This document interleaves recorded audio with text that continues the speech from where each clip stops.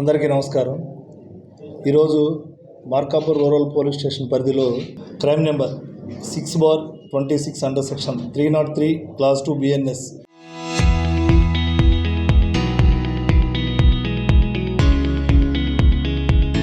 Rural police station నందు bike అఫెన్స్లకు సంబంధించి ముగ్గురు ముద్దాయిలను అరెస్ట్ చేయించింది. వాళ్ళలో సయ్యద్ మజీద్, దూదికుల మొహిద్దీన్ షా, పులింజిరెడ్డి. వీళ్ళు ముగ్గురు కూడా ఒక్కొక్కరి మీద మజీద్ మీద సుమారు 20 కేసులు, మొహిద్దీన్ షా మీద సుమారు 4 కేసులు, పులింజిరెడ్డి మీద సుమారు 14 కేసులు ఉన్నాయి.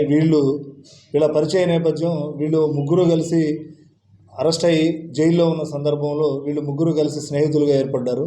వీళ్ళు బయటకు వచ్చిన తర్వాత ఈ బైక్ అఫెన్స్ చెడు అలవాట్లుగా బానిసైపోయి ఏ విధంగా డబ్బులు సంపాదించాలనే దురుద్దేశంతో వినుకొండ, గుంటూరు, అదేవిధంగా మన రాయవరం దగ్గర ఇట్లా సుమారు 4 బైకుల్ని థెఫ్ట్ చేయడం జరిగింది. ఆ 4 బైకుల మీద రాయవరంలో తీసిన బైక్ మీద క్రైమ్ నెంబర్ 6గా కేసు నమోదు చేయడం జరిగింది. ఇంకో బైక్ మీద నగరంపాలెం పోలీస్ స్టేషన్లో ఒక కేసు నమోదు చేయడం జరిగింది. మిగిలిన 2 బైకులు వినుకొండ, కొత్తపేటలో వాళ్ళు కూడా ఆ బైకులను ఐడెంటిఫై చేసి వాళ్ళకి చెప్పడం జరిగింది. వాళ్ళ మీద కూడా కేసులు నమోదు చేయడం జరుగుతుంది. ఎందుకంటే ముఖ్యంగా వీళ్ళు ముగ్గురు గతంలో కూడా నేరాలు చేశారు.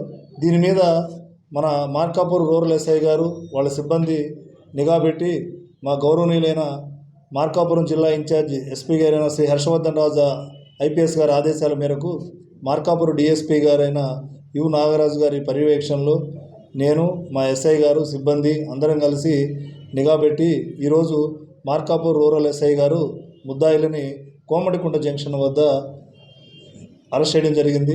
వీళ్ళ ముగ్గురిని రిమాండ్ నిమిత్తం జ్యుడిషియల్ కస్టడీకి ఇప్పుడు పంపించడం జరుగుతుంది.